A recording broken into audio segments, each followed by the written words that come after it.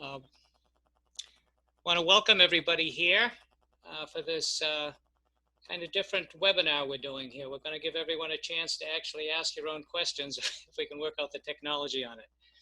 I'm joined tonight not just by our speaker, Erik Edstrom, but by Brian Garvey of Massachusetts Peace Action. Let me just start with this. It's hard to recall a time in American history when more was spent to accomplish less. This description of the war in Afghanistan comes from a veteran of that war and our guest speaker tonight, Erik Edstrom. Erik is the author of a new book called Unamerican, A Soldier's Reckoning of Our Longest War. Erik grew up in Stoughton, Massachusetts, and graduated from West Point in 2007. He was then deployed to Afghanistan, where he served as an infantry platoon leader. Erik spent the remainder of his service as the Presidential Escort Platoon Leader during the Obama administration. He's a graduate of the U.S. Army Ranger School. He's a recipient of the Rippetoe Trophy during the Best Ranger competition, and he was selected for the U.S. Special Forces and was awarded the Bronze Star Medal. After leaving the military, Erik went on to earn both an MBA and a Master of Science, studying climate change from Oxford University. After graduate school, he moved to Australia for 5 years, where he worked as a management consultant for both Boston Consulting Group and McKinsey & Company.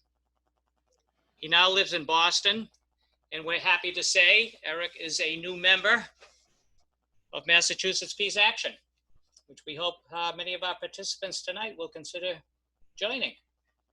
And we're hoping that Erik will get involved with our Raytheon anti-war campaign or with our Middle East working group. And we hope those listening on tonight will consider getting involved as well. So please welcome Erik Edstrom. It's all yours, Erik. Thank you so much. I appreciate it, Paul. And good evening to everybody out there. It's great to see all of you. I haven't had the chance to meet all of you in person. I've exchanged a few emails with Mass Peace Action, with Paul and Cole and Brian, and I certainly look forward to seeing the rest of you out there soon. However, it's unclear how quickly we're going to be getting back together in any groups of any size in the near future, but we'll say the midterm. Thanks again, Paul, for the intro. I guess what I'll do, and this is a very loose sort of agenda, I suppose, is just tell you a little bit about myself, a little bit about the book, why I wrote it, what I'm really trying to get across in the message, and maybe read a portion of the first chapter, which I think does a pretty good job of succinctly trying to summarize my points right up front. So as Paul mentioned, I'm originally from Massachusetts, was born and raised in Massachusetts, and graduated from Stoughton High School. Paul asked me to talk a little bit about sort of the high school experience and what sort of attracted me towards West Point. And I talk about that in the book quite a bit, but sort of in synthesis, I did not have money for college. I grew up in high school sort of in the immediate aftermath of September 11th and, graduated in 2003. So when I'm thinking about sort of how I might be able to contribute to a cause larger than myself, a very millennial sort of thing to do, that thought process of how can I have social impact or, contribute to something that's meaningful for people? Well, I think the archetype and sort of what is shown to you as the paradigm of how to do that, especially if you're a male, is why don't you consider military service? And to me, I was attracted to sort of participating in sports and thought, hey, here's a way to grow my leadership skills and participate in something that universally, at least in the immediate aftermath in sort of September 2001 onwards through graduation in 2003, there was generally, and barring obviously a very large anti-Iraq invasion protest march, there was still a lot of sort of emotions and jingoism floating around at that time. So when you couple that with not a lot of money for college, and sort of this desire to get sort of a broad, holistic education and sort of this leadership experience, which is sort of what military recruitment does, is, offer and sell transcendent purpose, which is sort of one of the, sort of cliches and hallmarks of military recruitment. And with the little information I had, I thought that absolutely this is a good thing to do. And at that point in time, thought that military service was an absolute good. Only later would I learn that military service is very different than other forms of public service. And what I mean by that is, if you become a teacher and you become better at teaching, presumably the community is better off and you can sleep soundly. If you are a firefighter and you are better at putting out fires, presumably the community is better off and you can sleep soundly. But if your job in the military is to invade and occupy, and you become better at that task and better at political violence, it is not true that the community or the world is better off, and that military service is only as good as the purpose for which it is being used. And throughout my experience at West Point and then later in Afghanistan, I started to have some serious questions and doubts about what that was. While I was at West Point, you see, on the New York Times, which you have delivered to your door by the plebes. I start off my plebe year delivering papers and taking out garbage of all the upperclassmen.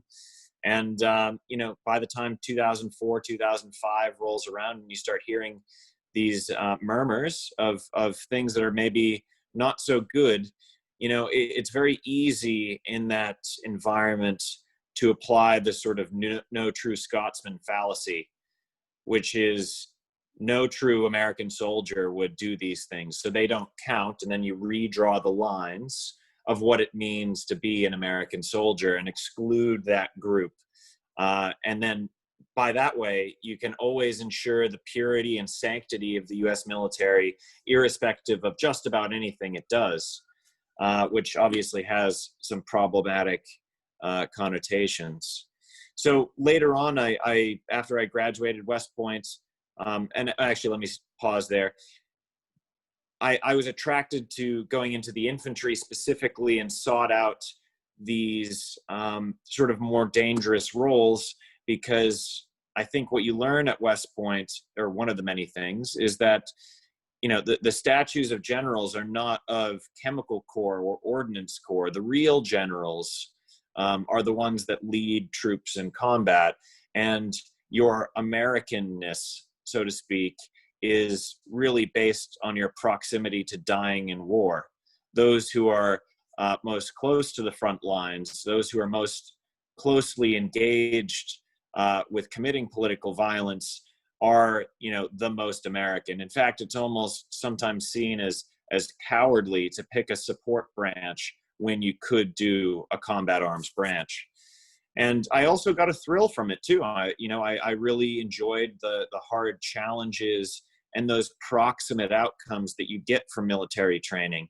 You get a very clear sense of companionship with people. And I think, and I try to make, nuanced arguments, because not all things are inherently terrible in every single way.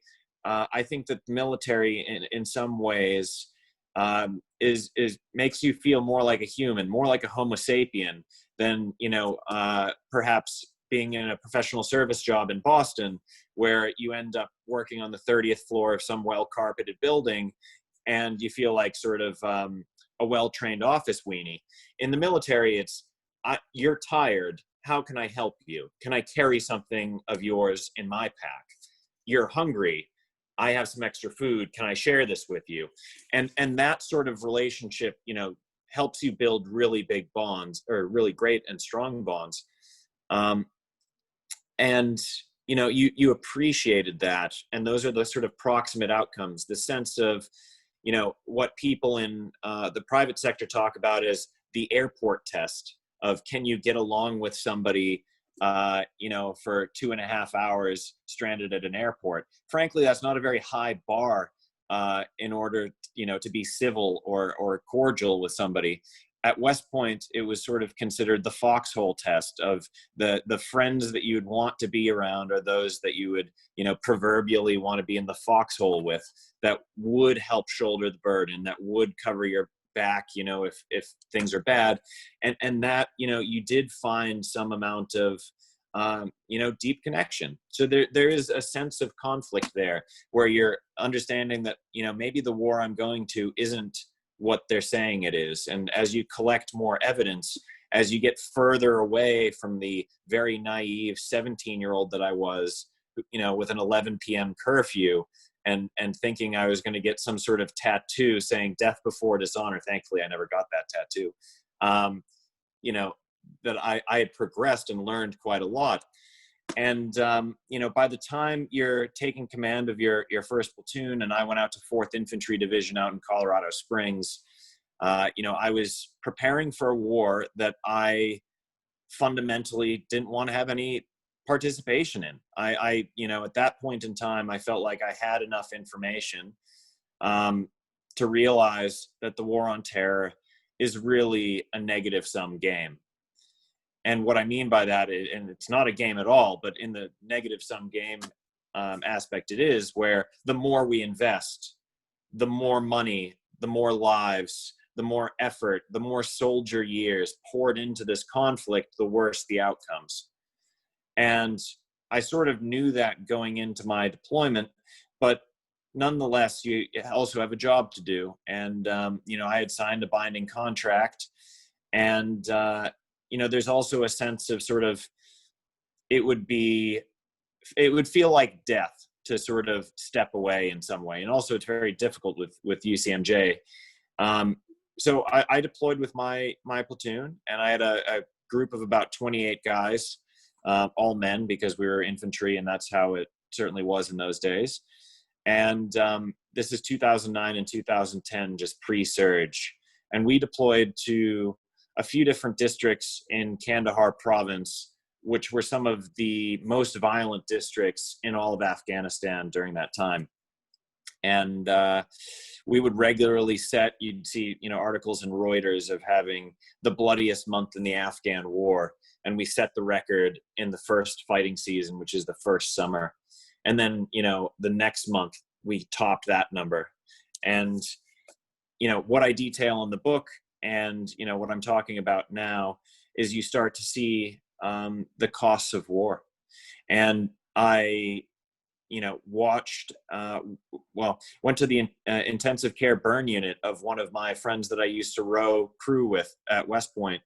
And he was excruciatingly burned, unrecognizable, mummified in gauze, had lost a couple of fingers, and had to go through a long series of reconstructive surgeries.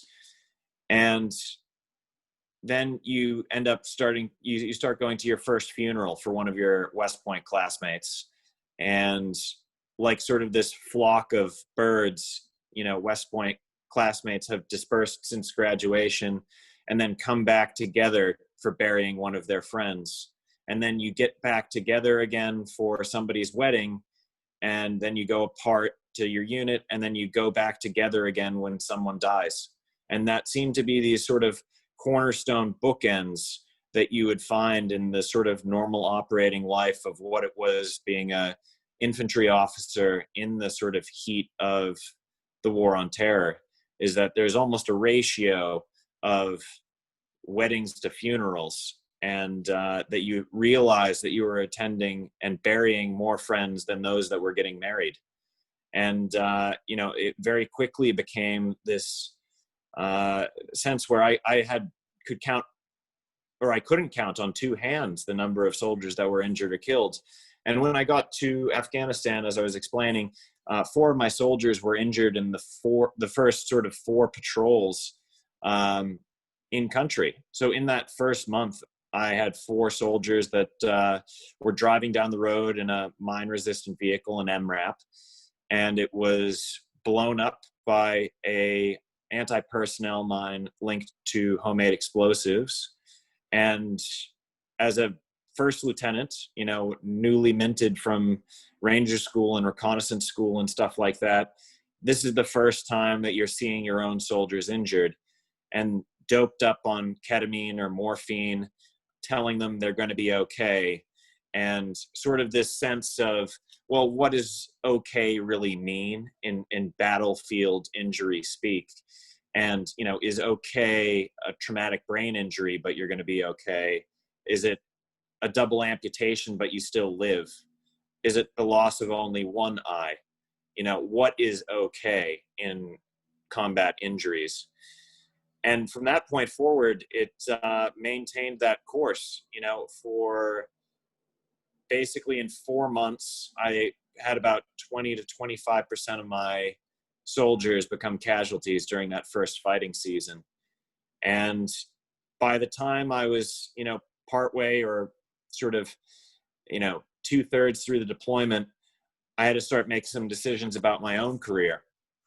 And, I fought very hard and sacrificed a lot to have those opportunities, to go to Ranger School, to go to Special Forces selection.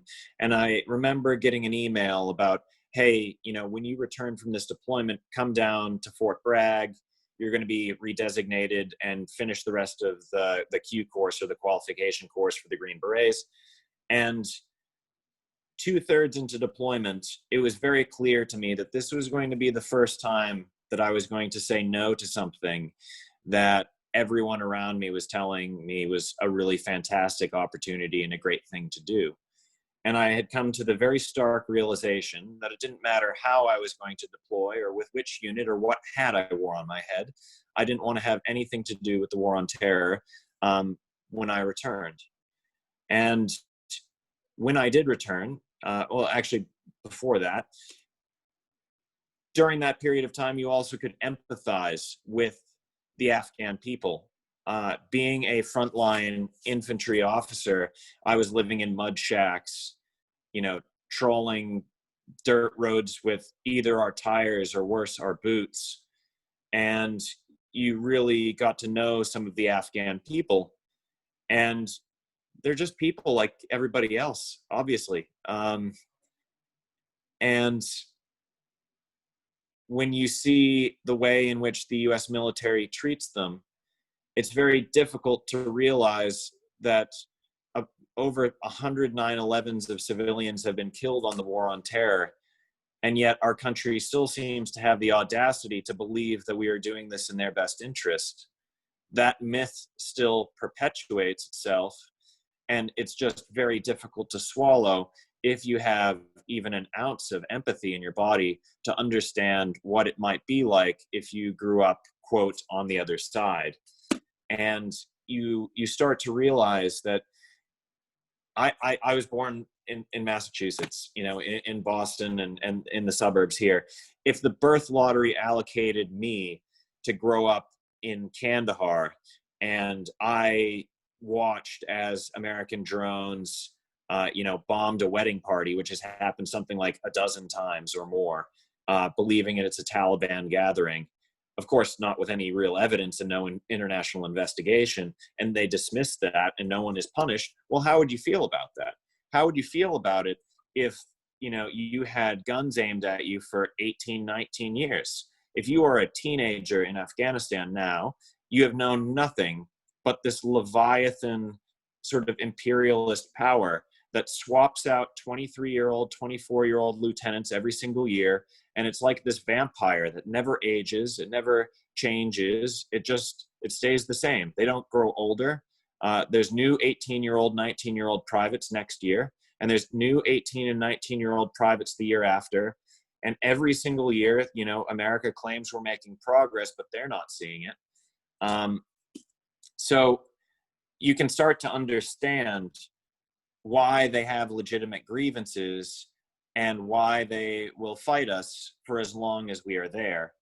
And if you can recognize that, then you will realize that the entire thing is futile because they will continue to fight us. To test that as a hypothesis, you know, I realized while I'm in Afghanistan, you're like, how is this possible that our military, which spends more than the next 10 countries combined, and we have spent $6.4 trillion, which is the current running cost of the war on terror, according to the Watson Institute from Brown University, how is it possible to believe that we are doing this on the behalf of the Afghan people, that we are liberating them in some way, if we cannot defeat a few thousand ragtag Taliban fighters over the course of 19 years?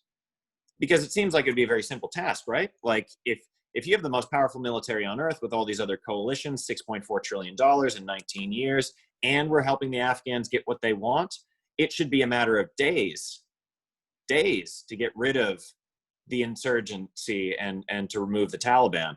It hasn't taken days, and that's because they don't want what we want. And there is a strong amount of opposition for our presence in that country, and it should be entirely understandable if you have any empathy. And when you get to that point, you start to think, well,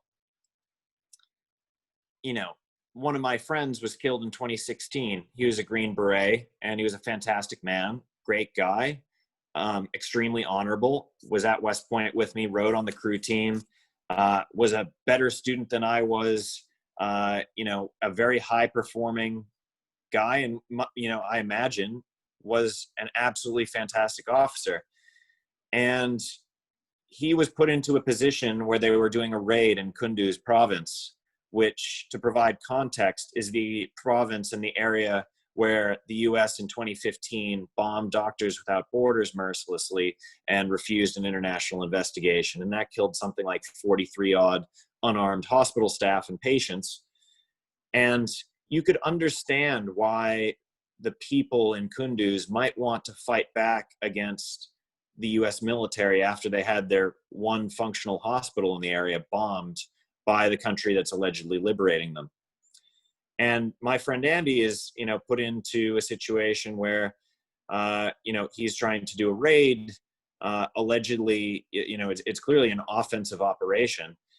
And they received contact, and both Andy and I think another special forces guy were killed, and several Afghan National Army guys were killed as well. But during the exfil, the Green Berets and the Afghan National Army called for fire to protect their position because things are obviously quite chaotic, and they're trying to evacuate the survivors. There's others that are bleeding and wounded. And it ended up killing 33 civilians, which is 10 times more than the number of US soldiers that were killed in that attack. And if you follow sort of General McChrystal math, if you believe that for every innocent person killed in Afghanistan that you create 10 additional insurgents, well, if you killed 33 people, you've just created 330 insurgents. And the United States military has proven that it is incapable of killing insurgents, setting morality aside whether you should even be doing that. But they cannot kill insurgents at a rate that is net negative in terms of actually reducing the total number of insurgents, because you end up killing civilians in the process. So you get into this place mentally where you realize, if I grew up in Afghanistan, there could be a place where I would have a legitimate grievance and a reason to fight against my best friend. And you could see yourself in a different world where my friend Andy is trying to kill me, and I am trying to kill Andy in this hypothetical scenario. And when you come to that conclusion, you wonder, what are we doing here? How is this possible, possibly the moral high ground? And finally, once I returned home, you start to see the long tail consequences of war. One of my soldiers committed suicide about 2 years after we returned home. Another is currently serving life in prison in Oregon for murdering a guy he never knew, and chopping up his body in a bathtub and then robbing a bank. And there are a series of other things that are just so commonplace they barely receive notice, whether that's the sort of zombie medications that my soldiers have been on for years to manage depression or anxiety, divorces, drug addiction, alcoholism, and the list goes on. And you start to see that, and you start to also, as I had more education and went off to graduate school, you wonder, what was really the opportunity cost of all of this? And for $6.4 trillion, what else might we be doing with ourselves? What else might we be doing as a country? And studying climate change in graduate school, you realize the absolute urgency and imperative that this is an all hands on deck problem. And America has its priorities all messed up, where if your objective of national security is to reduce harm to American citizens, and that's a very narrow remit, and let's say we don't even care morally about anyone else in the world at all. Let's just assume that that's actually the objective. Well, then putting $6.4 trillion and an annual budget of nearly $1 trillion into the military is not the optimal way of achieving that end. National security and reducing harm to American citizens is not about the Beardy guy who is made out to be the Boogeyman with the high explosives who's going to kill us all. It's a little bit more mundane than that, but far more important, which is addressing climate change and healthcare. It's about having financial resiliency so that you can cut $1,200 stimulus checks when things go bad. And we have strung ourselves out as a country with our military war fetish, and it is to our detriment. It is to the detriment of the soldiers, who are being killed, the more than 7,000 dead. It is, in detriment to the, I don't even know what the number is, over 50,000, I believe, sort of amputees. So it's having a permanent war presence is not helping American soldiers. So that's not very patriotic. And it's certainly not helping the people on the other side. And it certainly is not a good return on investment for the amount that we are pouring into it. Again, morality completely aside. So, we need to challenge these assertions, but it is so doggedly hard because doing so is considered un-American, which is really sort of the tongue-in-cheek name of this book. Because I have been called un-American, which I find particularly rich, coming from people that have never served a single day in uniform, telling me, someone who did serve in uniform and spent 9 years of my life between West Point and active duty and served in direct combat where 25% of my guys, became casualties. They tell me that I'm un-American because I have an educated opinion about the way in which we should be using military force. And if we have gotten to this point, then I realize it's a huge problem. So for me, getting to the actual writing of the book itself, it started out basically as war journals, really. I wrote sort of 8 to 10 pages a week when I was living in mud shacks in Kandahar. And when I returned back to the major outpost, I'd pump out some notes and I'd send them off to sort of 100, 150 people because I didn't have time to have a phone call or an email with each one as individuals. So I found that this batch way was a way to share my experiences, my perspective, and what's going on.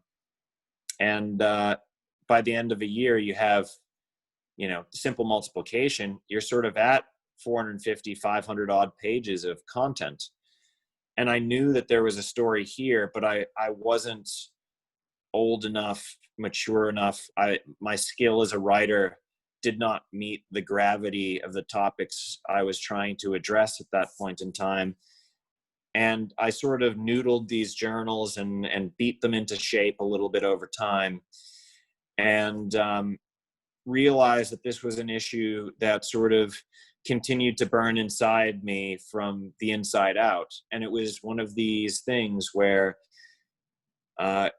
if you've ever had a project where if you did not finish it during the course of your life would feel unfulfilled. For me, that was this project of writing this book, because I felt like I was sort of in a unique position, having served, having gone to graduate school, and, having even served in management consulting, where you're quick with crunching numbers and you can compare the ludicrousness of, what's happening with funding, and be able to start comparing and making some sort of analytical comparisons about what's going on. And I think actually my literary agent is on this call, Zainab. Oh, she is here. So she took a chance with me. She's over in Turkey actually at the moment. And she was wonderful to take a chance with these sort of fairly raw journals. And I spent basically probably about 2.5 years from 2016, 2017 until now, basically forming this into the book, which is Unamerican, which is here. And this was published May 19th by Bloomsbury, and really happy with the way it has turned out. Worked with a really fantastic team, great editor, great agent, and it took a long time. I learned a lot about the writing process and what good writing feels like. And frankly, it's sort of just trying to be as truthful and naked and vulnerable in order to make somebody else try to empathize with my position. And if they see my position, maybe we have a hope to change the blueprint for our country, because America is perfectly organized and designed to give us the current results that we have today. And if you don't like those results, if you don't like 19 years of never-ending war, if you do not like dithering on climate change, if you do not like mass incarceration or wealth inequality, if you do not like these things, then you need to change the forces that guide our nation. And for me, the best way I could do it at this point in my career is to just take a stab at writing this, and we'll see what happens from here. I've been really lucky. Got some very good reviews from the New York Times, from Tom Ricks. Had a good review this past weekend on Sunday from the Los Angeles Review of Books, and some sort of smaller independent reviewers. So we've had a few lucky bounces with trying to get it out there, but it is obviously challenging with everything that is going on to try to get cut through with a message. So again, I'm very thankful, even for having all of you here on the line to listen to my story, because this is basically the de facto book tour. So in a way, I can chat with all of you in your own respective homes as if we're sort of together, either at a mass peace action meeting or at a bookstore. So I appreciate that. What I might do is I'll read the first sort of 3 pages of the book, which outlines sort of the thesis in my mind for the rest of it. So I'll start with that. And then we can open it up to whatever questions. And since we started late, I'm happy to stay here for as long as you guys would like. So this chapter is called 3 Visions. Quote, "The difference between patriotism and nationalism is that the patriot is proud of his country for what it does, and the nationalist is proud of his country no matter what it does. The first attitude creates a feeling of responsibility, but the second, a feeling of blind arrogance that leads to war. Sidney J. Harris. The decision to go to war should be accompanied by three visions: the vision of your own death in that war, the vision of experiencing the war from the other side, and the opportunity cost. What could have been, but was not, because of the war. For the so-called global war on terrorism, these visions might look something like this. First, your own death might feel hot, violent, and cruelly banal. Hear the moon dirt squeak and crunch beneath your suede and rubber composite boots. Sense the sweat dripping from your lower back into the crack of your ass. Feel the weight of the helmet and body armor compressing your spine. You pause to rest. Just a moment's relief in the shade of a mud hut. In August, Kandahar hits 112 degrees Fahrenheit. Your hand, wrapped in a hard-knuckled, fire-retardant glove, rests upon one of your rectangular ammo pouches containing three 30-round magazines of 5.56 millimeter bullets. Your trigger finger lies ready outside the trigger well of your M4 assault rifle. You are always plagued by gnawing, low-grade anxiety, but today it's worse than usual. You cross a stream, up and over a makeshift bridge, and turning the corner, your life ceases to exist.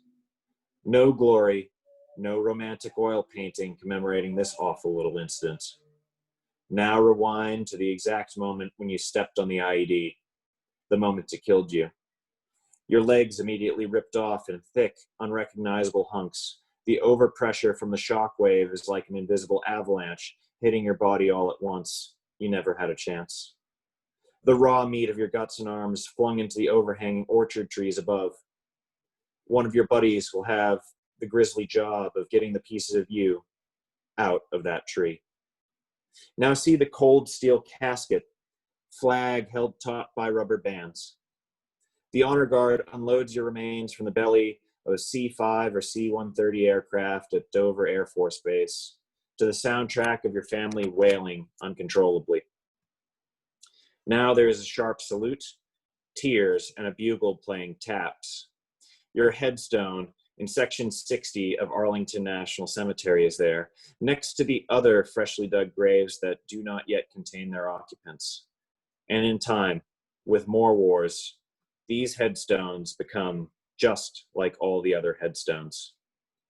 Second, envision that another country has violently occupied America in a preventive war to free you of America's current administration. The invasion is under the auspices of, quote, fighting terrorism, and not without lugubrious irony seemingly lost on the invaders. They are systematically committing acts of terrorism under their own doctrinal definition of the word. Your home is searched by anxious, heavily armed young men aching to kill a terrorist American. They are covered in angular armored pads, eyes obscured by black Oakley sunglasses. Your home is no longer a home. It's been dehumanized, called a compound, cache, or built-up area. Your nation has been relieved of its sovereignty. You are no longer a person, but reduced to a slur akin to enemy, insurgent, terrorist, sand nigger, haji, towelhead, goat fucker, cocksucker, or the all-inclusive, multi-purpose, good for every occasion, motherfucker. Your liberators look at you hungrily, hoping to find that wafer-thin burden of proof needed to shoot you in the motherfucking face, to get that CIB, to pop their combat cherry. After all, getting into direct combat earns them a coveted badge that helps with promotion.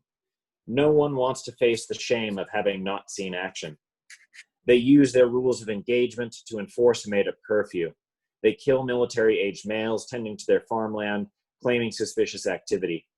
If there is an apology, it's hollow and melodramatic. Any loss is too much. But needless civilian death is not compelling enough to change their tactics.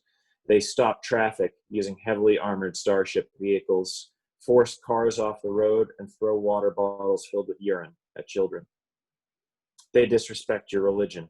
They kill anyone in your community who actively fights back in self-defense.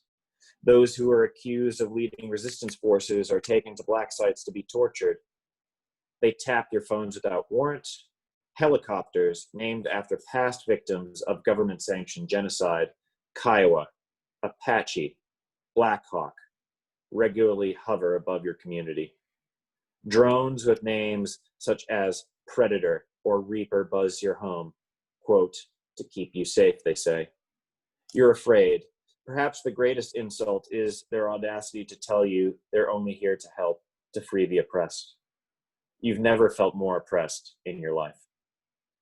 Third, envision the world as if the war had never happened. The American soldiers who had been killed are alive, learning, loving, and making dreams.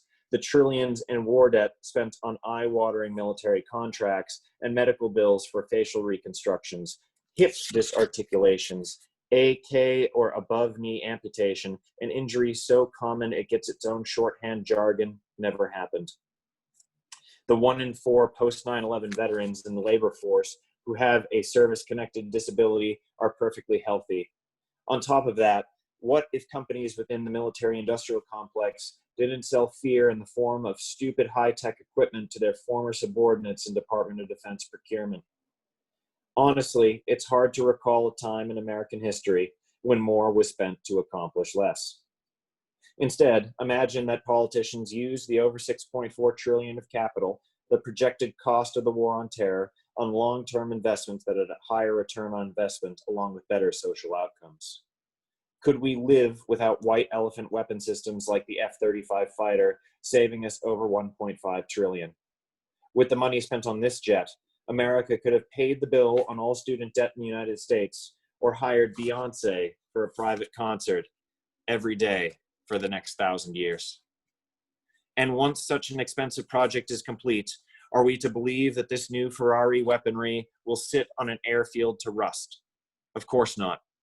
This is an anchor purchase guaranteeing our national addiction to war for decades to come.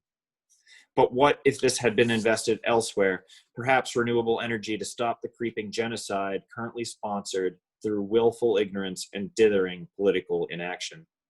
By failing to invest now, America is in effect investing in future wars, climate conflicts fought over water scarcity, crop failure, and internal displacement.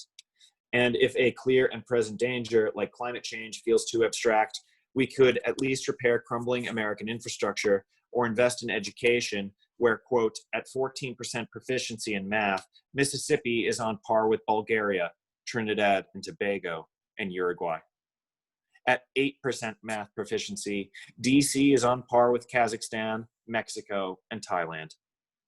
Imagine that America's reputation to the rest of the world, as measured by Gallup polls, didn't show America as the greatest threat to peace in the world. And last, which I think is fitting, since they often receive no mention at all, the hundreds of thousands of non-combatants, the unpeople, in that dusty, faraway land are still alive at home with their families too. The US government sent me to Afghanistan at the age of 23. I protected myself and 3/4 of the men in my platoon. I endangered and hurt many. I lived in mud shacks and trawled dirt roads for IEDs, either with tires or worse, my boots. We did dangerous, humdrum, unilateral patrols without conducting any meaningful training with Afghan security forces. I accomplished nothing that one could consider, quote, worth fighting for. I wasted a lot of taxpayer money. The Afghans I met either didn't want us there or wanted us to stay long enough to relieve us of our money, taxpayer dollars that the military was aching to spend on exorbitant military contracts, knowingly lining the pockets of warlords guilty of human rights abuses. On the ground, the war felt morally dubious, illegal in its scope, and unjust in terms of proportionality. Many of my friends died or became permanently handicapped. I personally buried one of my West Point classmates in Arlington National Cemetery, handing the folded American flag to his crying mother. Another one of my soldiers killed himself after returning home. One of my soldiers is serving life in prison after murdering and dismembering the body of someone whom he never knew in a bathtub in Oregon. With an accomplice, they rammed a crossbow bolt through the victim's ear while he was still alive, trying to puncture his brain. And when this failed, they choked him to death with a chain. After chopping up his body in a bathtub, they used his car to rob a bank. Divorce, alcohol, drugs, depression, zombie medication. There is too much to capture here. I was very lucky. I compromised my morals and had the formative years of my life amputated by serving an unnecessary war.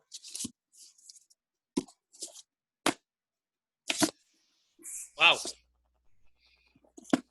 Well, that's quite a presentation, Erik. Thank you so much. I think a lot of people hearing you will want to be sure to get that book and learn about things they may have never thought about. Who is the publisher of the book, Erik? It's Bloomsbury. The cover looks like this here. Well, great. If the camera angle switches, but that's right. So is it in some bookstores now, since people are starting to go out again? Yeah, I'm muted, by the way. Oh, okay. Can you hear me now? Yeah. Oh, okay, good. Yeah, so it is in bookstores. It's sold anywhere you could imagine, whether it's IndieBound or Amazon or Walmart or Target or Barnes and Noble. You can get it just about anywhere. Great. Well, I think we probably have some folks that would like to ask some questions. Let's do it. If you do have a question or a comment to make, if you click on the participant icon and then go to the bottom of the window that opens up, some of you have a raised hand that you can click on, and we'll see that you have a question to ask. If you don't see that raised hand at the bottom of that window, that participant window, go to the three dots and click on that, and that will open up some other choices, and you can click on your raised hand there. We have a bunch already. Brian, can we open up the mic for Sue Butler? Sure, absolutely. I am going to take Jamil first. He got in on the chat. I don't want to forget him. Okay. Her. My apologies. You should be unmuted now. Hello. Thank you, Brian. Thank you, Erik. And thank you, MAPPA, for making this happen. I really respect and appreciate everything you're saying, Erik. I feel like the most important voices we could have are the ones who have been there. As hard as it is and unbelievable to hear what you have to say, I sit here crying. So thank you.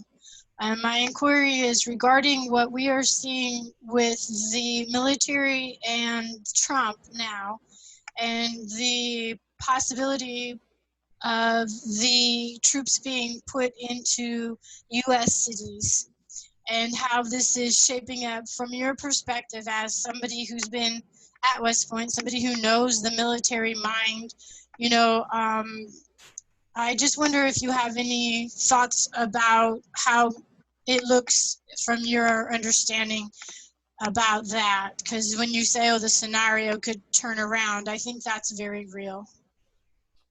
I mean, first of all, thank you very much for your question. And I have been following as an engaged citizen, but I haven't been on the inside of the military for quite some time, since I got out in 2012.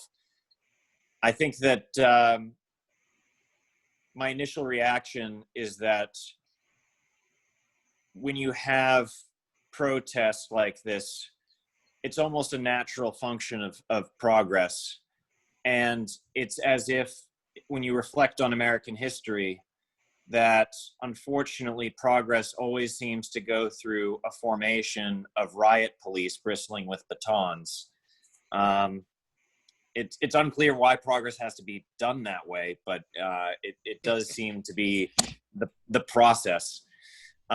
So although I'm not happy with what is going on, and no one, I don't think, is excited by the notion of demonstrators who see racism and police brutality losing their eye, being blinded by rubber bullets.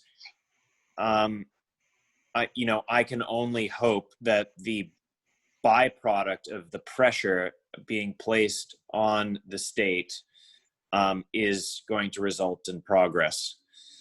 From the military perspective, it seems as though generals, which are usually quite mum about speaking out, are doing so, which is unusual in the past. You couldn't find that many generals speaking out on the war on terror and still expect to have a career afterwards.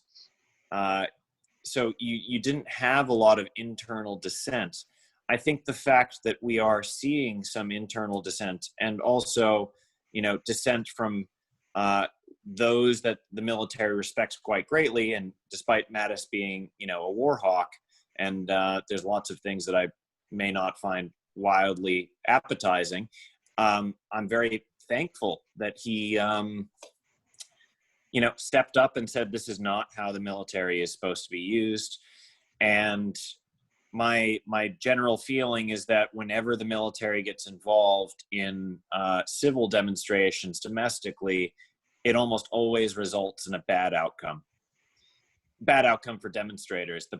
Eventually, it seems like progress still happens, but not without a cost of civilians. Thank you, Jamil, and thank you, Erik. I think Sue Butler is still there. Brian, can you unmute her? Absolutely. Should be able to unmute yourself now, Sue. If you'd like to ask your question. Yeah, hi. I'm Sue Butler, and that was an excellent question and an excellent discussion. Thank you. And thank you for your very clear position. There's a group I've encountered through the Naval War College called the Civilian Military Humanitarian Response Project. Do you think military can provide a humanitarian response? Domestically? Anywhere in the world. I think generally they're probably not suited for that. I certainly was never issued with a humanitarian aid rifle that fired apples and warm blankets to the needy. I don't, that's not the skill set of what you are trained to do. Yeah. I've never undergone any sort of training as sort of a frontline infantry person that would have to do with humanitarian aid. I mean, the skill set, I suppose, is a bunch of relatively physically fit people who are willing to organize and follow orders and can move things, show up on time, and be there. That could be very useful in a humanitarian aid situation. But to me, my initial feeling is that should not be a first priority sort of thing. I'm not entirely sure what our sort of fire and emergency response priority list looks like, but I certainly wouldn't want to be calling in the 101st Airborne Division for an earthquake unless things have gotten wildly out of hand in some really dystopian sort of way. Thank you. Thanks, Erik. Can we go next to George? George Kufos, Brian? Absolutely. George, go ahead with your question. Hey, Erik, thank you all. Thank you all for putting this on. And Erik, it was just very powerful listening to you. Thanks, George. And just as an American citizen and a fellow human being, I feel like I have to say, I'm sorry you had to go through that experience. So I just wonder what it was like for you as someone who is looking at with empathy, compassion, looking at a bigger picture. What was it like day to day for you? Were you able to share your thoughts and ideas, or was that something that was, I saw a film a few years ago, and it wasn't Afghanistan, it was Iraq, but just the attitudes and mentality that I saw, was pretty appalling. And I just wonder what it, as I was listening to you, I was thinking, and I thought of my son, you're not much older than my own son, and just wondered what it was like for you over there in that Yeah. way.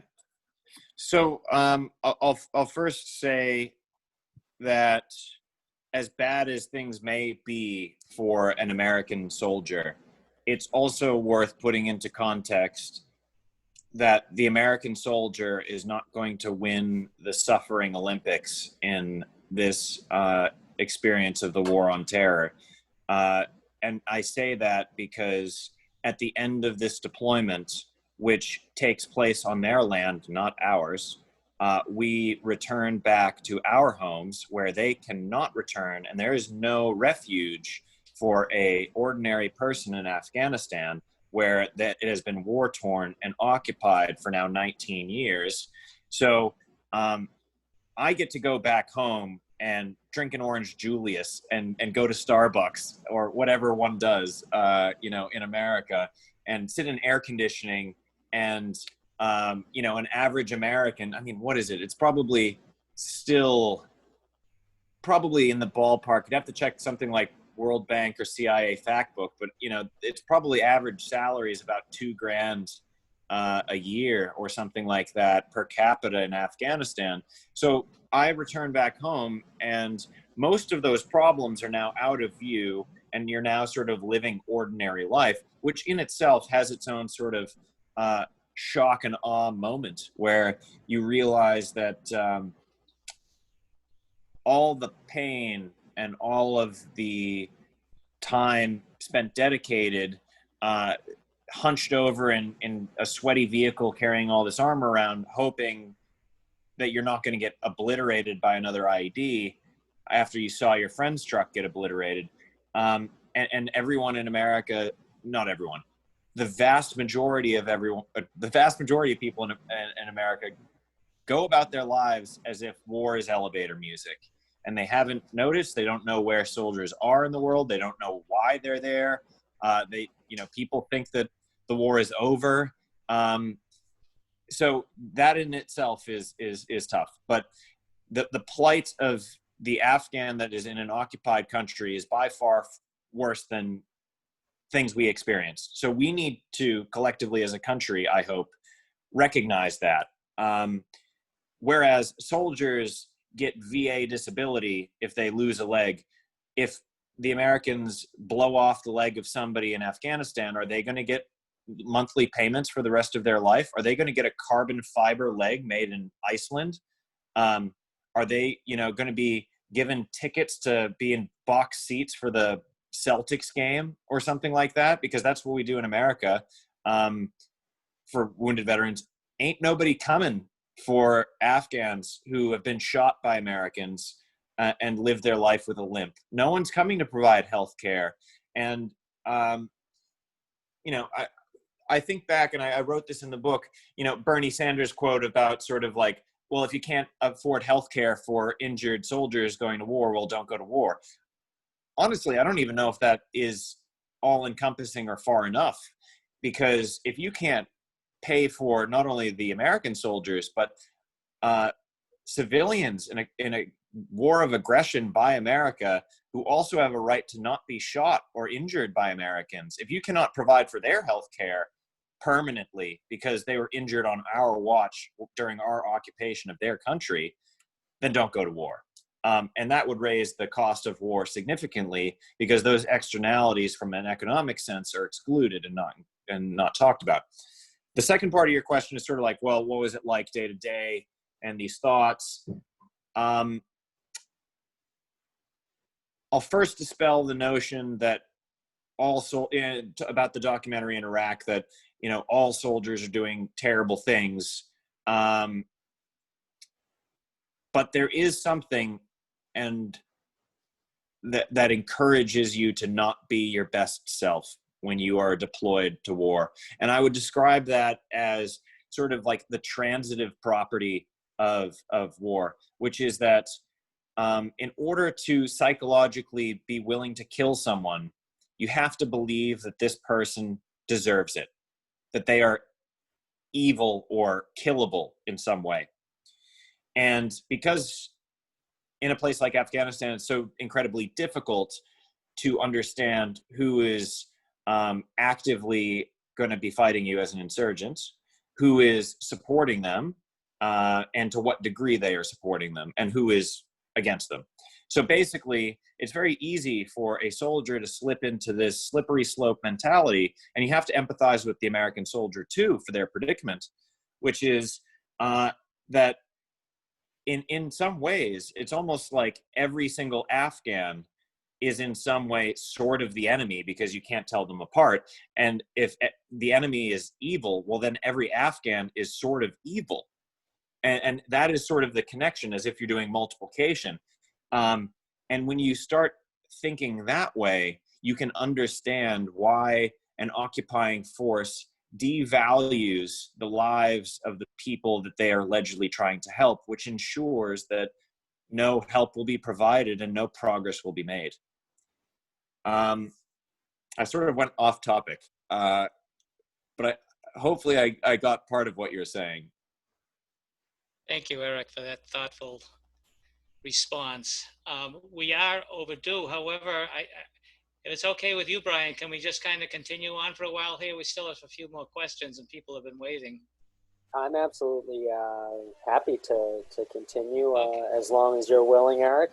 Yeah, 100%. I love speaking with you guys, and I'm honored to have your presence.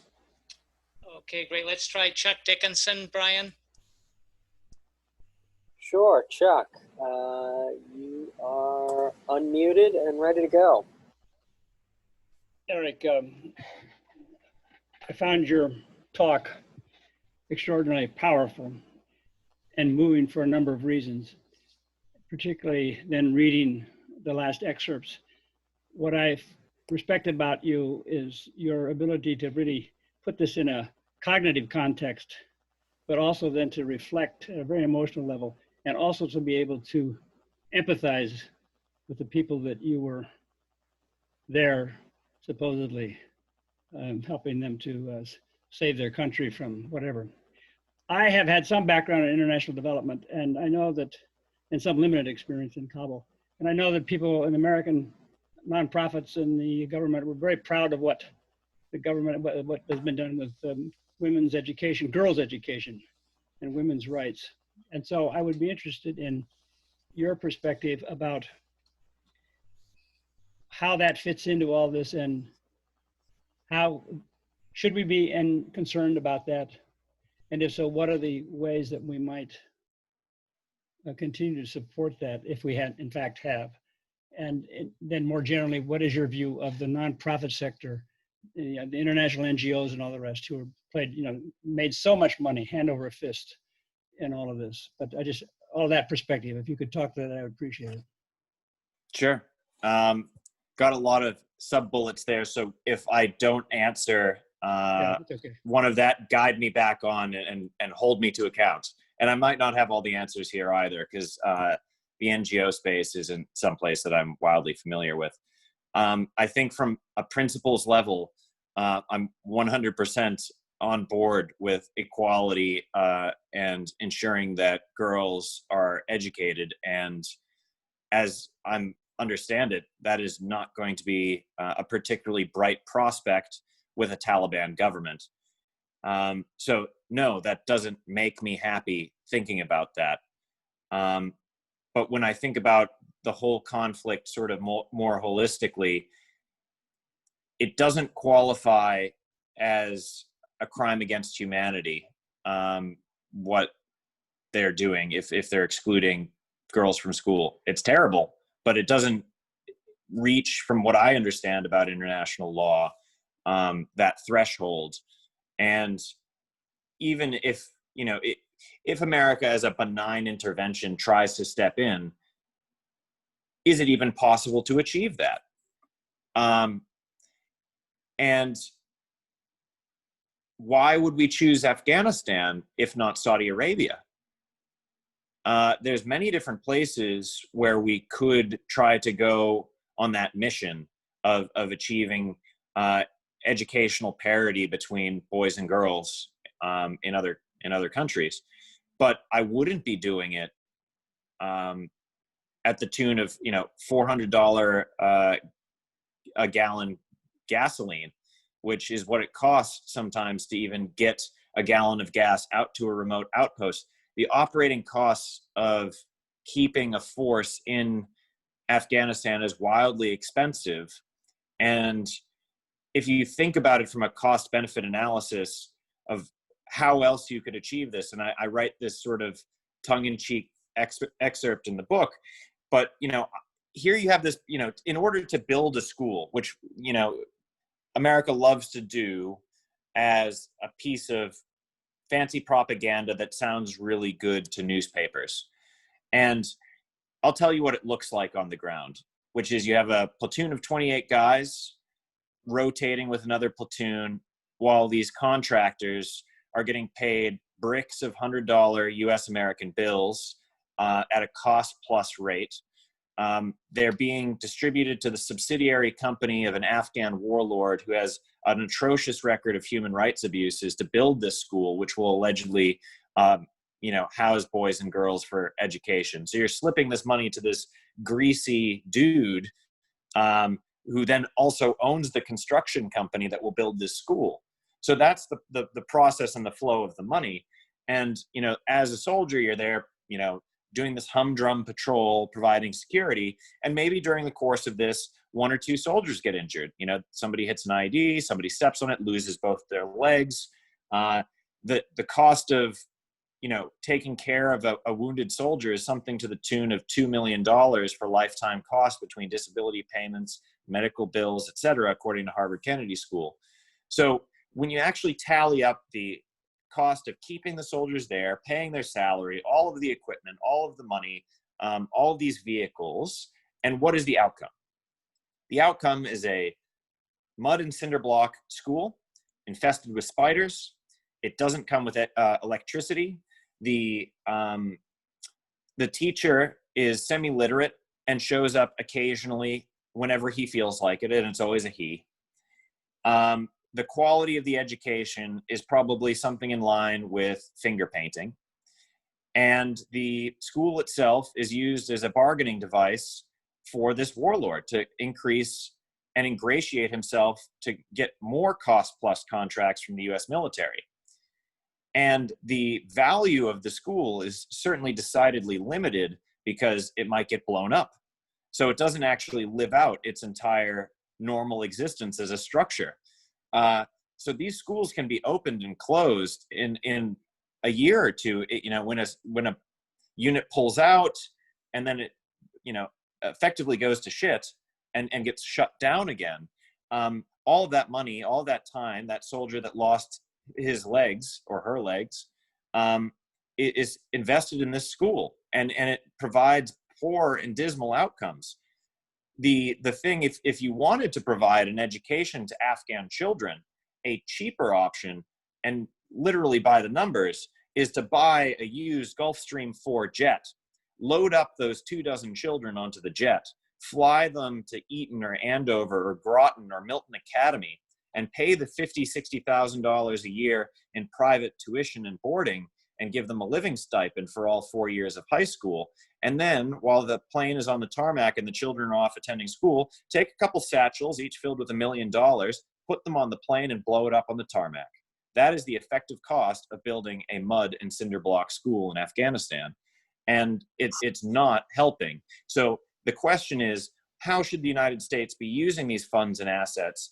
And although, and this is the point that you have to address, right? Because assets and money are finite, and they can only be allocated so many ways. And to me, if I were a politician, I would say, why don't we just build things in places where they want us here, where they're not trying to kill us, where it actually has long-term value. And you can do a lot more with that money with no harm.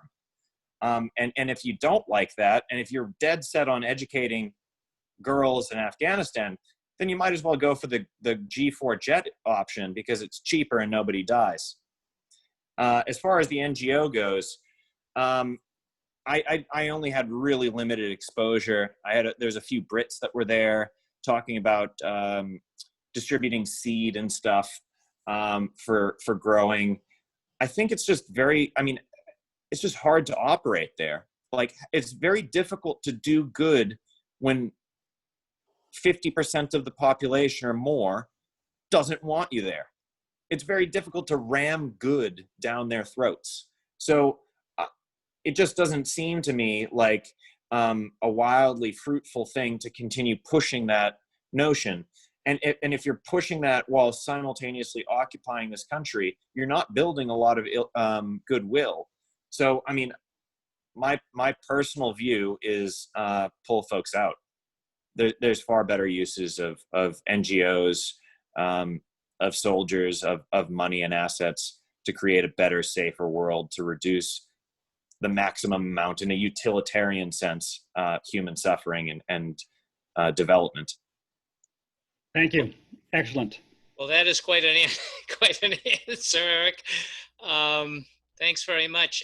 We are getting a little bit late, but why don't we do this? We got 3 people who want to ask questions. I'll just be less. I'll answer them in 3 sentences or less. Well, I think we want to hear everything you have to say, though. So we got Val, we got Doug, and we got Marco. Let's see if we can cover this in 15 minutes, all 3, if we could. Okay, I'll try to not be long-winded. Sorry. No, that's great. Go ahead. Your hand up too, so I'll put you on the list if we get time for it. You don't have to keep holding up your hand. So next would be Val, correct? Yeah. Yep. All right, 1 second. I will take you off mute. And I'm unmuting myself. There we go. Hey, Val. Hi everyone. Eric, thank you so much. I had actually gone online and read the first few pages of your book, and I am going to order your book. I mean, there's no question. You know, your performance tonight, your discussion tonight has just been outstanding. There are several things that, you know, that come to my mind. One is that, you know, feminist research has really underscored how awful militarism is to women, but also how awful it is, the cost of militarism to men as well.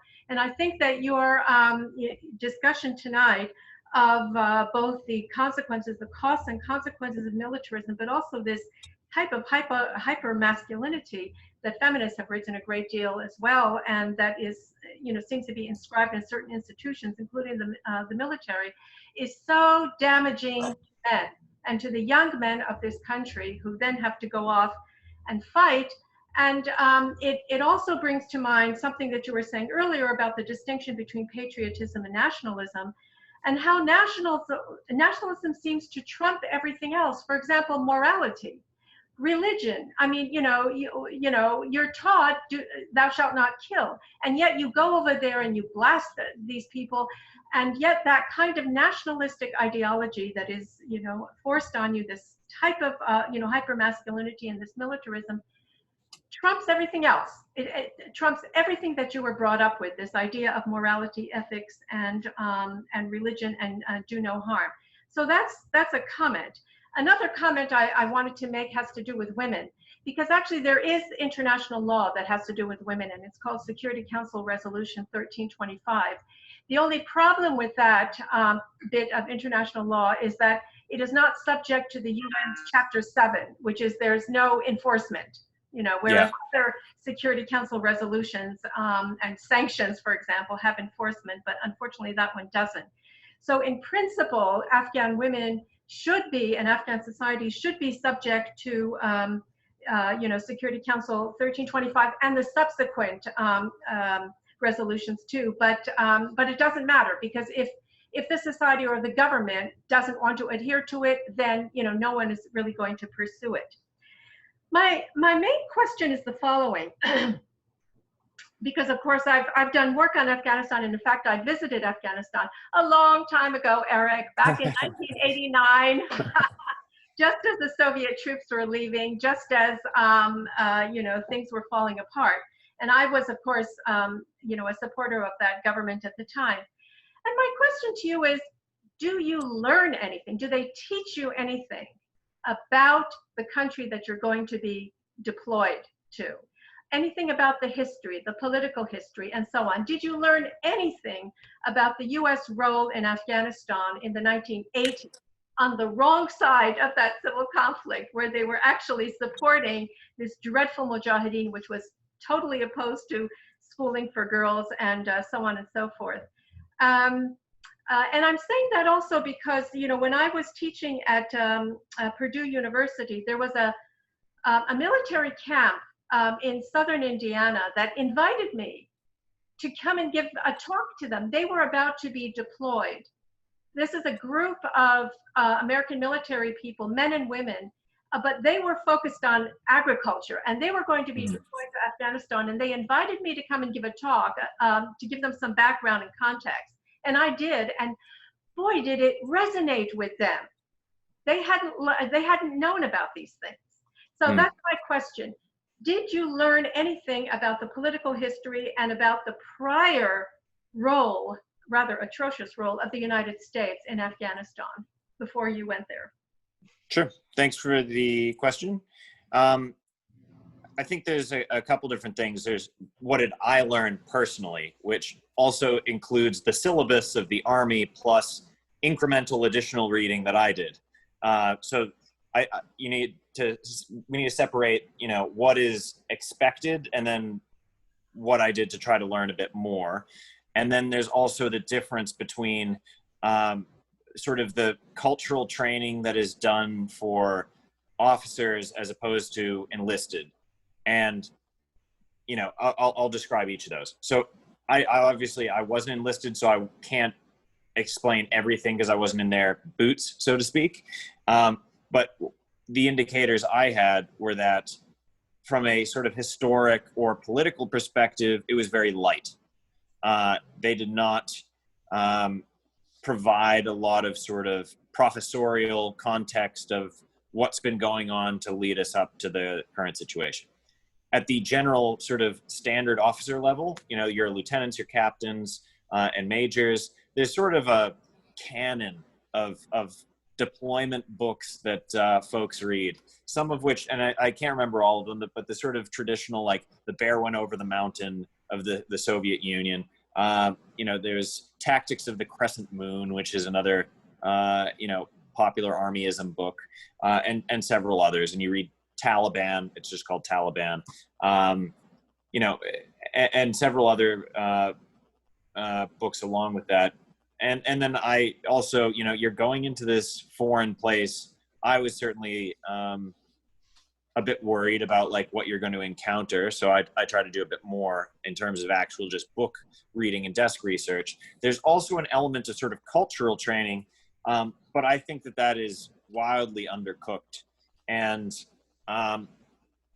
you know, the counterinsurgency manual, the sort of the Bible of sorts, I think that Petraeus was participating in lead writing or co-writing, talks about distinguishing sort of cultural narratives. And a lot of the people that you encounter in the military are not going to be deciphering any cultural narratives. They say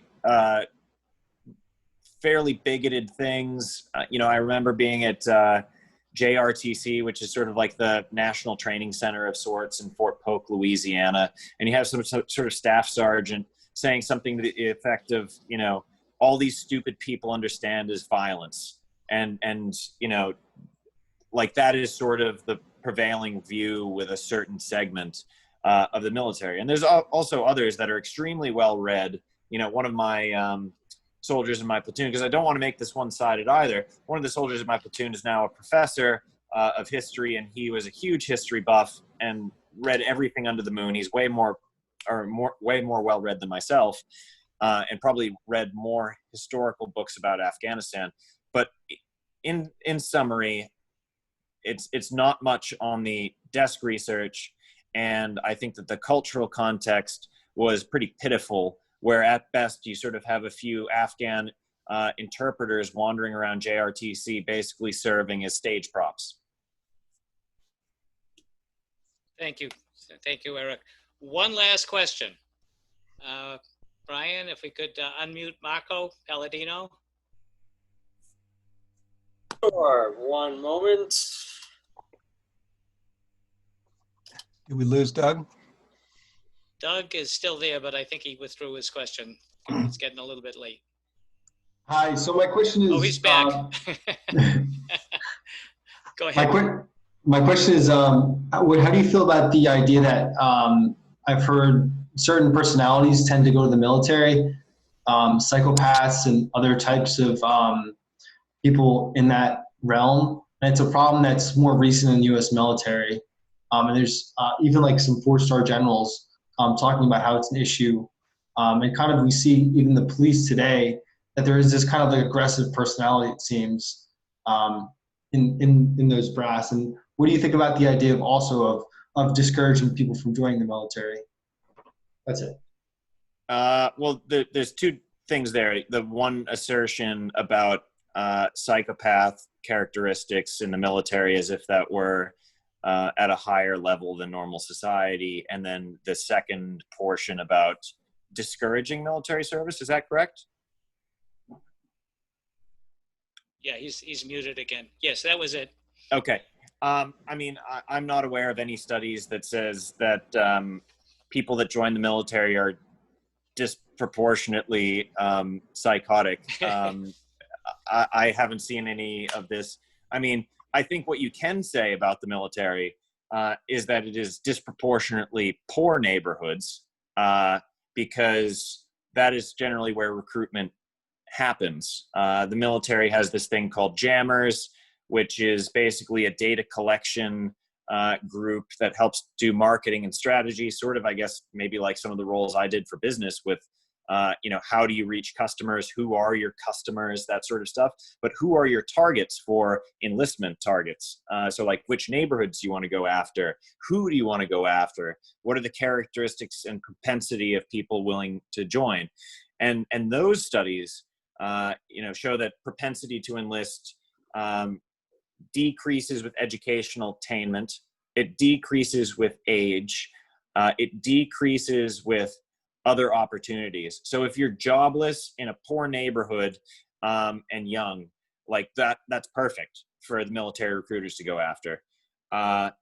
So, I mean, I think that rather than trying to segment it into sort of DSM, what DSM are we on? 10? I don't know, for psychological abnormalities. I don't think that that's a thing. But I think that you probably find people that are disproportionately desperate. And those that are desperate may have some of those underlying characteristics that you're referring to. As far as the sort of militarism that you alluded to, I don't necessarily... I mean, there's definitely a segment of just aggressive people, but this is all anecdotal. There's also about, while you're in military service, as one of the other people that was asking a question, I forgot the name, but of militarism basically, and you being configured for it, which happens throughout your service and through the training that you do, you become far more comfortable with violence, seen not as something sinful or evil, but as a tool to achieve an outcome. And when you are taught in your military time that my job by mission set as an infantry officer is to close with and destroy the enemy. That's what you're trained to do, and that's what they're trying to solve for. So by taking those same people who have been trained to close with and destroy the enemy and apply them to other applications in civilian society, i.e. police, or I guess if we're talking about humanitarian assistance or relief aid, the mindset is in a different place. I think I was reading an article the other day that, I think of the police corps, it's something like 20% have served in the military. And those who served in the military in the police are far more likely to draw their weapon on another American and shoot. So, I mean, I think that there is definitely something in the training. I'm not a fan of militarism. I support defense of the national borders. And if Boston got overrun by some evil country that aimed guns at me for 19 years, like we have in Afghanistan, I too would probably join the insurgency and fight back. So, I mean, I think that there is a place for the military. I think it's very narrow. I think that the United States has a very broad sense of it, and it's very perverse, and it's not helping our country. As far as dissuading people from joining, at this current stage, yes, absolutely. I would 100% dissuade them because, as I said in the very beginning of this talk, military service is not an absolute good. It's only as good as what you're being used to do, and what we're being used to do in terms of foreign policy right now is not helpful. And that's basically the message I would give. And I would say, sure, you might learn some proximate skills. You might get in better shape. You might be more comfortable talking in front of a group of people because you're forced to do it so frequently. That doesn't necessarily mean that those traits are better than where you could have acquired them in the civilian world. Some of the best leaders, and the military sometimes acts like they have some sort of monopoly on the word leadership and the trait leadership. That's not true. Plenty of people in the civilian world I've seen are far more successful, far more subtle, more nuanced, less heavy-handed leaders, and achieve better outcomes. And I guess that's all I got to say about that. Is be very careful about considering military service.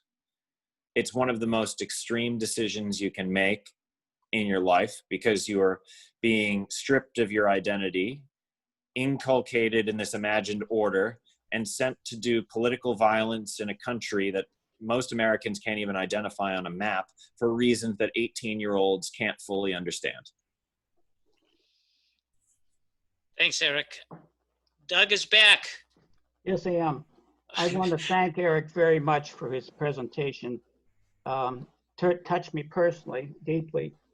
And I think it's a message that's very much needed in our world today. I am amongst several people on this Zoom meeting tonight who are members of the organization Veterans for Peace, international organization. Local chapter is Smedley D. Butler Brigade, Chapter 9 of Veterans for Peace. Our chapter is named after Smedley D. Butler, one of the most decorated Marines in U.S. history, whose famous book is Addicted to War. And the most famous quote from that book is, "The few profit and the many pay." That was written in 1930. I was just informed the other day, I came home from Vietnam 50 years ago. 50 years ago, May 1970. And I was just informed by a fellow member of Smedley Butler who graduated from Newton North in 1970. The graduation ceremony there, the speaker was Howard Zinn, a member of Veterans for Peace. Howard Zinn is quoted in his, I was sent a copy of the speech and that was printed in the Newton Graphic newspaper. And in that speech, Howard Zinn declared that war is unpatriotic. So that's 1930, this is 1970, and your voice, I think, is added to that 50 years later. My perception is, my hope is that the voice has not carried us very far in our country, but we have an opportunity today that I don't know that's happened before, with the uncovering of 400 years of oppression by Black people, the uncovering by the pandemic of the fact that we have no public health care system in this country, the things that we have not spent our money on with the $800 billion military budget. This has uncovered a lot of things that may well have an impact, and your voice added to that, I think, is important. Thank you. I certainly hope I can make an impact. Regarding the bit about healthcare, I think that there's something interesting there as well, which is that the military provides healthcare to every single soldier.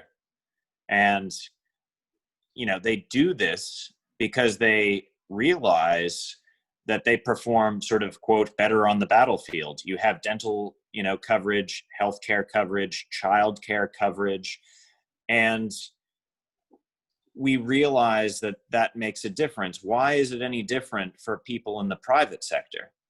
It makes their lives easier as well. And where it may make soldiers more suitable for the battlefield because they're in tip-top shape and they don't have disease, the same thing is true for people going into the office and to have those issues dealt with at a lower level. So, you know, in that respect, private sector could learn a lot from the military, actually. And I mentioned this in the book, but it's one of the areas that I think the military really got this right, and American private sector has gotten this terribly wrong. But for all of the scorn that I sometimes reserve for different aspects of the military, I try to be surgical with the way in which I talk about these things, because there's also another side, which is I've never met a general in my life who would say, I will increase my own salary, which by comparison to those in the private sector of similar experience pales. You know, if you're making $175,000 as a general with 30 years of service, and you ask that person and you said, hey, sir or ma'am, would you be willing to increase your salary in line with private sector expectations of sort of, you know, 600,000, a million, 1.5 million a year for being an executive in some company? But you'd have to reduce the healthcare or take away some sort of services for junior soldiers. I've never met a general or an admiral, any star officer, flag officer, that would be willing to do that. And yet in the private sector, that happens all the time. It's almost systematic. And that is something that is widely different and culturally different. And I admire that aspect, that we're not going to sell out the people that work for us. We're not going to sell out the health of those who are under us because that's important to them, and we'll make it work. But that virtue or that value doesn't exist in the private sector. Well, thank you, Erik, for these great answers, for spending this time with us. Thanks for everyone who has been participating, listening in, asking questions. We were originally going to go through a whole raft of announcements because there's all kinds of amazing things going on right now. But I think what we'll do is just say that people are working on Middle East, people working, trying to get Raytheon to stop making its weapons for Saudi Arabia to bomb Yemen. People are working on issues of racism. People are working on Latin America, sanctions issues. Please look at the Mass Peace Action website, and you will find information about a lot of things going on. This Saturday, the Poor People's Campaign is conducting its national action. It's a webinar, of course, but a very important movement going on and that is connected up with some of these uprisings going on now. So please go to the website of Massachusetts Peace Action and see which of these events coming up are events that interest you, that you think are important to you and to your country and to your future. And Brian, I don't know, did you have anything you wanted to add? I know we were going to announce a whole bunch of things, but sure. And I've announced a couple of upcoming webinars in the chat. Great. On the 23rd on the connection between militarism and climate change, and then on the 1st we're going to be joined with a fellow graduate of West Point, Major Danny Sherzin, who's going to talk to us about the history of GI resistance. And that will be on July the 1st. But we will send you the links to that in a follow-up email. And I also see that Chuck asked if we're going to give access to this recording. And absolutely, yes, we will be sending it out to each and every one of you. And I encourage everyone to forward it on to your family and friends and whoever you know who might benefit from hearing what Erik had to say. I think that includes just about every member of Congress would benefit from hearing what Erik had to say tonight. I just really want to thank you for your presentation and for hanging with us for so long to answer these questions. And we hope to see more of you. I encourage everyone to buy the book, Un-American, and we will of course be sending out a link so you can find a place to order the book so you can read more of what Erik has to say. I can't thank you enough. Okay, good night, everybody. Thanks a lot.